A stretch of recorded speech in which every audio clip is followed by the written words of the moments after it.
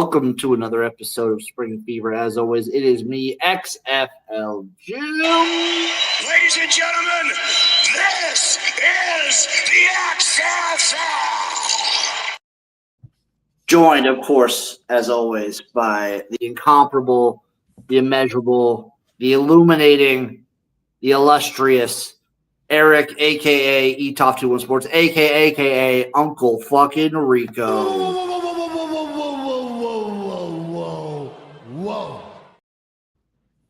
What's up, my man? Nothing, dude. What's going on with you, brother?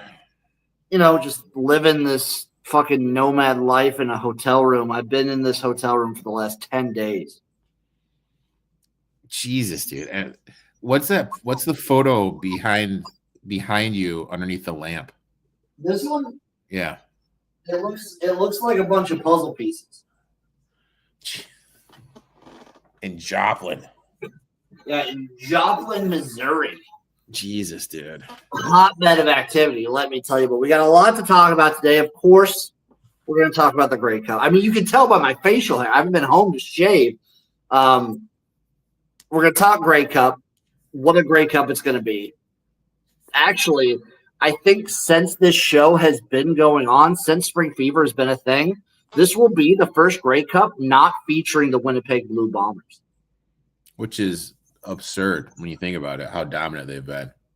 Well, I mean, dominant until they reach the Grey Cup and lose.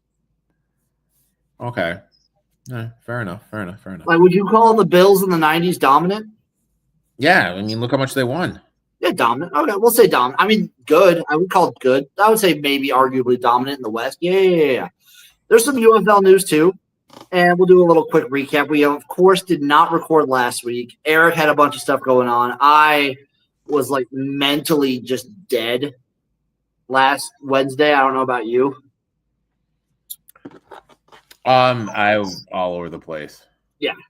You've been literally and mentally all over the place. But before we dive fully in to Canada, to the Grey Cup, and give it its time and its glory, there is a little bit of UFL news going on. So we're going to start, of course.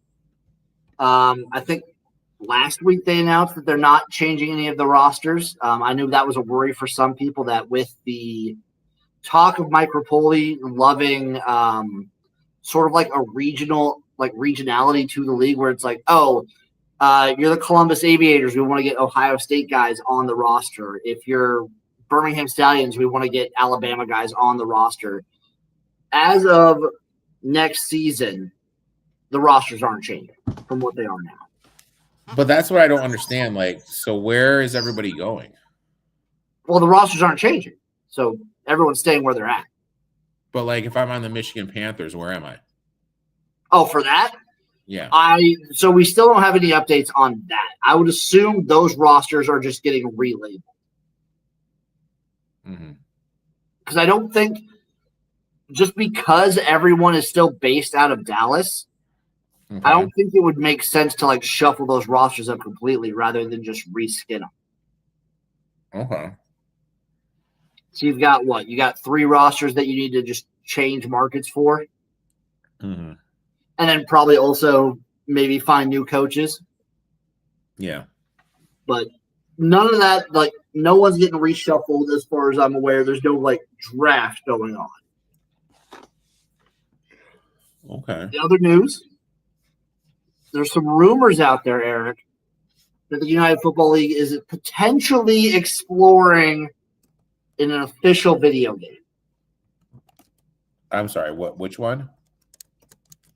The UFL is interested potentially, the rumor is, in a video game. Okay. I would love that. I know there's some hardcore fans out there that would love that. I know Eric's not much of a gamer. Jim, what are you talking about, dude? I'm on year 4, dude, of the college football game. The new one? The one from last year. Okay. I've built Akron up last year. We made it to the college football playoffs, lost in the first round to Georgia. This year we're starting off 2-0. So there you go. Respect it. My build team because I don't have the new ones, but back in the day it was I was built up Hawaii. Okay, respect. I built up Hawaii into a powerhouse. And then the biggest news in the UFL that I guarantee you Eric did not hear. Maybe he did. I don't know. That's the reason I'm wearing this Philadelphia Stars t-shirt today, to commemorate like the last dying breaths of the USFL as Daryl Moose Johnston exits the United Football League. Really? Yes, Daryl Johnston no longer with the UFL. Why? We don't know. He's no longer in the he was an executive of the league. The league itself decided not to renew his contract. Okay. So I would like to take this moment. Thank you, Daryl Moose Johnston, for bringing spring football back after the XFL in 2020 departed. The USFL in 2022 was the first spring football league to complete a full season since I believe 2010. Mm-hmm. So great on that. The USFL was wonderful. I loved it. And Daryl did a lot for spring football. He did a lot for just the sport of spring football. I wish him the best. Yeah. Yeah. I mean, that first season was special, dude. I remember, we were streaming a lot. I really felt in all the years this has been going on, this is the most that I've felt connect. That was the most I felt connected to the sport. I thought 2023 was really good. Yeah. When we talked XFL and USFL happening at the same time. But 2022, I don't know, something was super special about just watching spring football on every single week. And then that was the first, I actually got to go to Canton, embrace and experience the spring football fandom and the championship game. The first ever, modern spring football championship game. Oh, always remember it. I will cherish those memories that are here partially, mainly thanks to Daryl Johnson. I would say RIP, rest in peace, but he's still alive. So, well, I'll say it for you. Rest in peace. If you're not involved with spring football, you might as well be dead. That's what I'm going to say. Other than that, Eric, not really a lot of UFL news, but there is some major CFL news. So, quick recap through the playoffs. Winnipeg fell to Montreal in the first round. Calgary fell to BC. So Winnipeg fell 33-42. Montreal wins that one. Western semifinals, BC squeaks by Calgary 33-30. And then in the finals, Montreal bests Hamilton in a 1916 slugfest. And the Saskatchewan Roughriders beat the BC Lions 24-21. Great games in the semifinals. Pretty good games in the actual in the quarterfinals, I guess we'll call them. And now we have the Grey Cup of the Saskatchewan Roughriders facing off against the Montreal Alouettes. Whew. That's a great matchup. Hopefully. Are you going to stream it from Joplin, Missouri?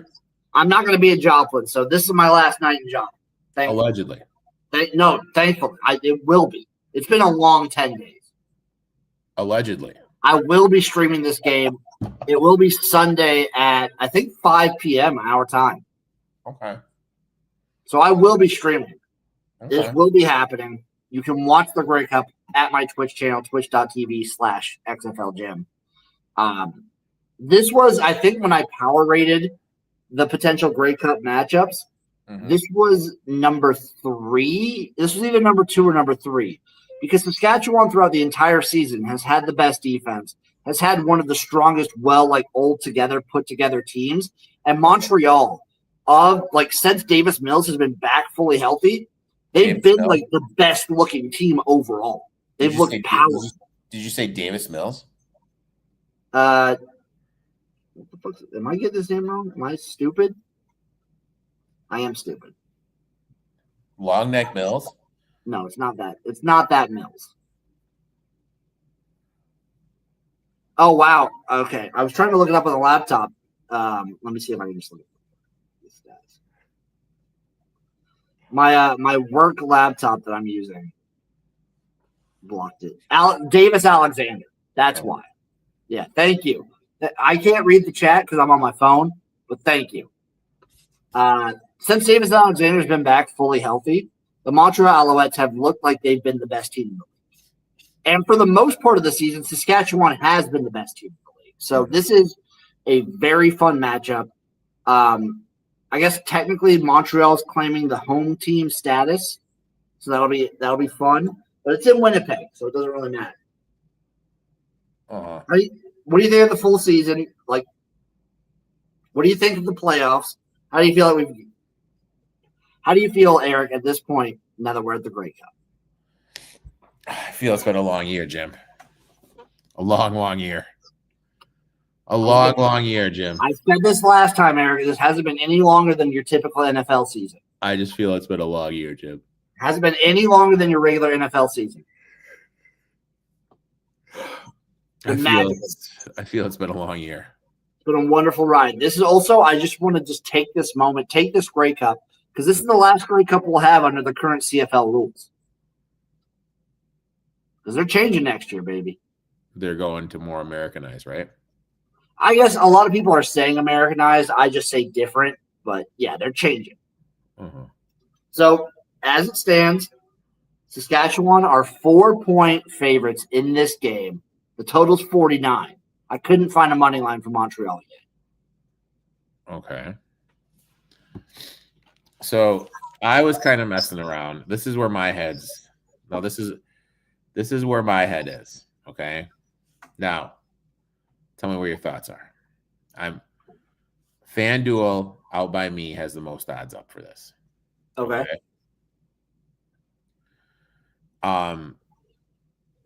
Montreal is plus 162 here on the money line.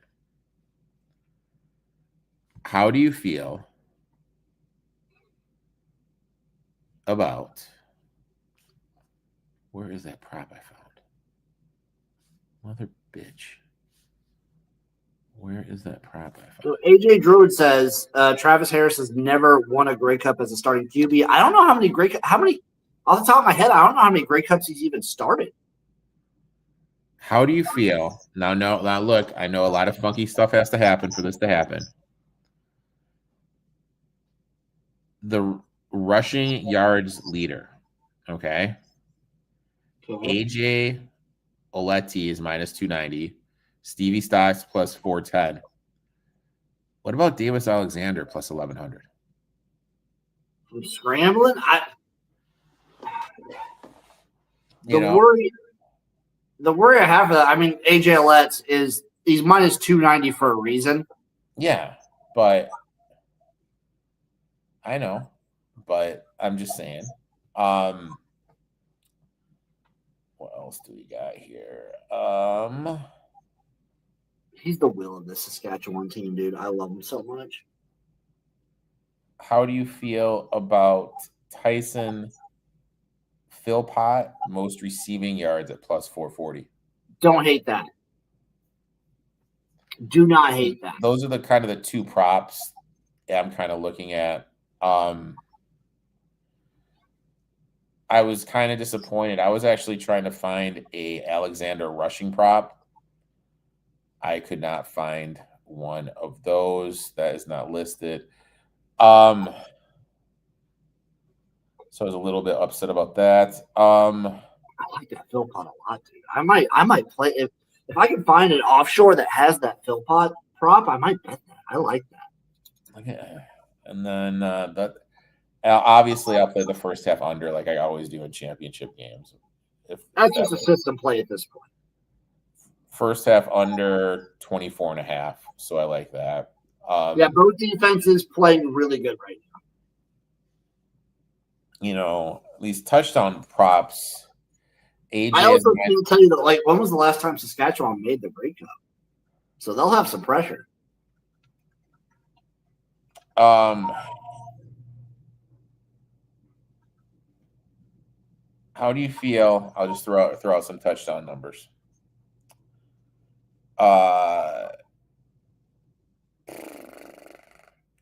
Philpott plus 160 anytime. Love it.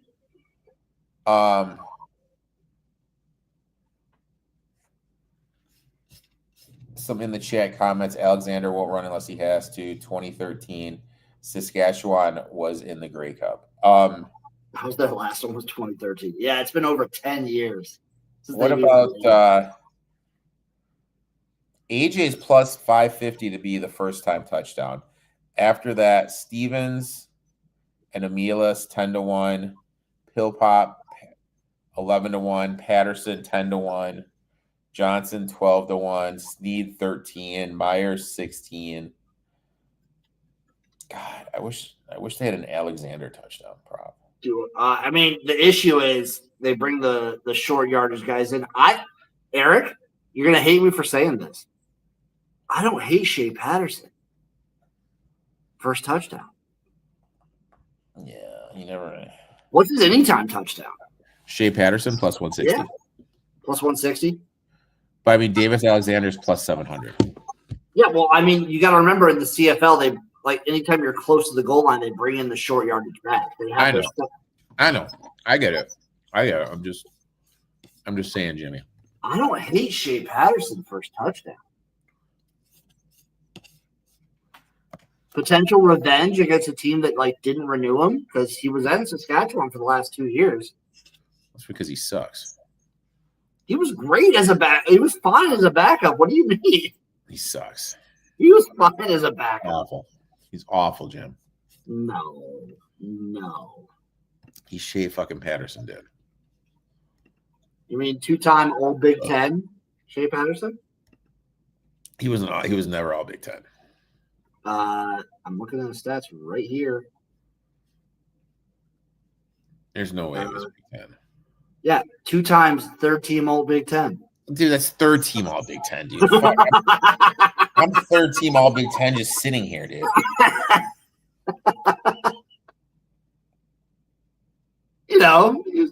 International man of mystery, Shea Patterson. Don't disrespect him, dude.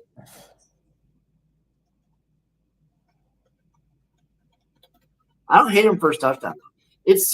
I hate how difficult it is to find Grey Cup props. Yeah, I mean, I can only find them on FanDuel. Well, shout out FanDuel for that. Shout out the Blue Book. Because I think that's shitty. Do you have anything else? Do you have any spread on the game? Are you going to take Montreal plus 4? I was probably going to do first half. What's Tommy Stevens' first touchdown? Who? Tommy Stevens. Stevens. 10-1. I might take that. All right, let me see it. Let me see if Bet Online has anything cooking with the CFL. I might take Tommy Stevens' first touchdown. Oh, they have Montreal plus 4.5. Yeah, I mean it's not any different. That's just a half point. FanDuel has them plus 3.5. Ooh, FanDuel has okay. Well, Bookmaker has a 4, has a straight 4. So shop around, folks. I'm definitely taking the under. I'm definitely going to take the under 24.5. I mean, that's a no-brainer for me.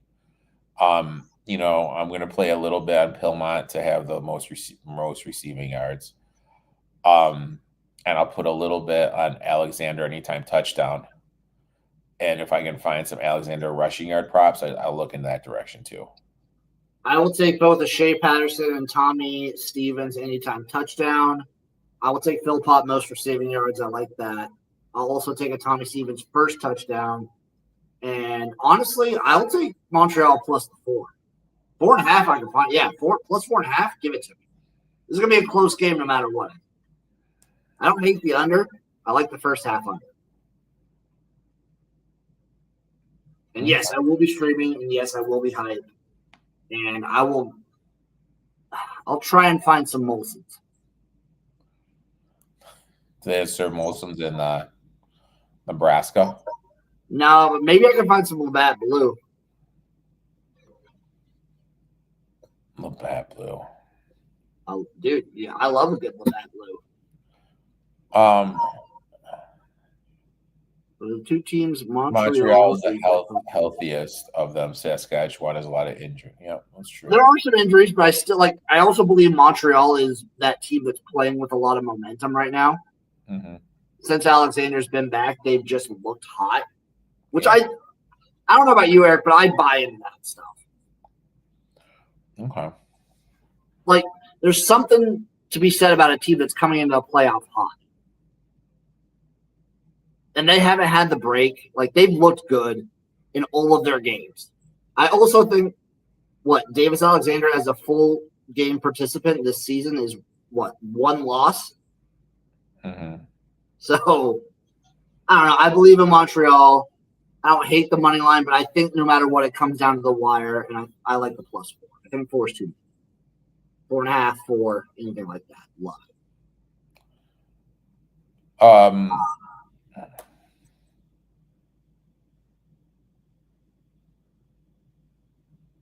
Where are we going?